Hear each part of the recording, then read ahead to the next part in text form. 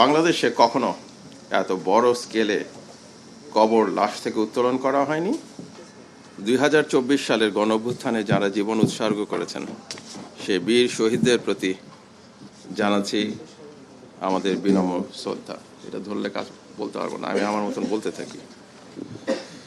সেই উত্তাল সময়ে ঢাকার বিভিন্ন স্থানে নিহত অনেক নারী ও পুরুষের মৃতদেহ যখন রায়ের বাজার কবরস্থানের অজ্ঞাত পরিচয় হিসাবে দাফন করা হয়েছিল, তখন তাদের পরিচয় ও মর্যাদা প্রতিষ্ঠা করাকে রাষ্ট্র তার একটি নৈতিক ও মানবিক দায়িত্ব হিসাবে মনে করে। সে গুরু দায়িত্ব পালনের অংশ হিসাবেই অজ্ঞাতনামা শহীদদের পরিচয় শনাক্তকরণে একটি পরিকল্পিত ও বিজ্ঞানভিত্তিক কার্যক্রম গ্রহণ করা হয়। এই কঠিন ও সংবেদনশীল কাজটি সম্পন্ন করতে সিআইডি, ফরেনসিক, ডিএনএ ও মেডিকেল টিমগুলো অত্যন্ত পেশাদারিত্ব ও নিষ্ঠার সঙ্গে কাজ করেছে। আমি মুক্তিযুদ্ধ বিষয়ক মন্ত্রণালয় ও সিআইডির পক্ষ থেকে জেনেছি এই উদ্যোগ আন্তর্জাতিক মানের ফরেনসিক বিশেষজ্ঞদের পরামর্শ ও প্রশিক্ষণ সম্পূর্ণভাবে গ্রহণ করা হয়েছে। এছাড়াও UN high commission for human রাইটসের সহায়তায় ডক্টর লুইসের নেতৃত্বে মিনেসোটা প্রোটোকল অনুসরণ করে এই কার্যক্রম পরিচালিত হয়েছে, যেটা আপনাদেরকে ইতিমধ্যেই বলা হয়েছে।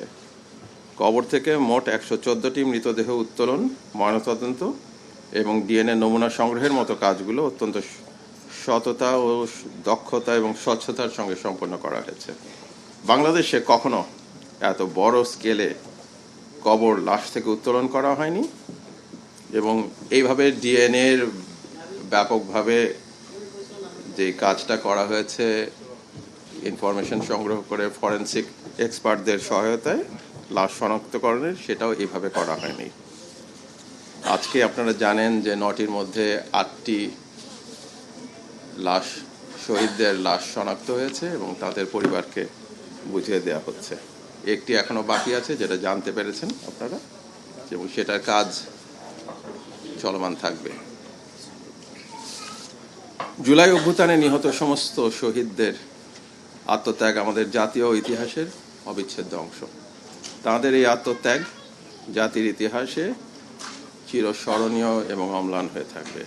আজকের এই দিনে আমরা সেই সব শহীদদের আত্মার মাগফিরাত কামনা করছি এবং তাদের পরিবারের প্রতি গভীর সমবেদনা এবং সম্মান জানাচ্ছি। আমরা অঙ্গীকার করছি যে বাকি শহীদদের পরিচয় ও উদ্ঘাটনের প্রক্রিয়া চলমান থাকবে। মহান আল্লাহর কাছে প্রার্থনা করছি যেন শহীদদের আত্মা শান্তি পায় আর তাদের পরিবার পরিজন পাক আমাদের গভীর সম্মান। ধন্যবাদ।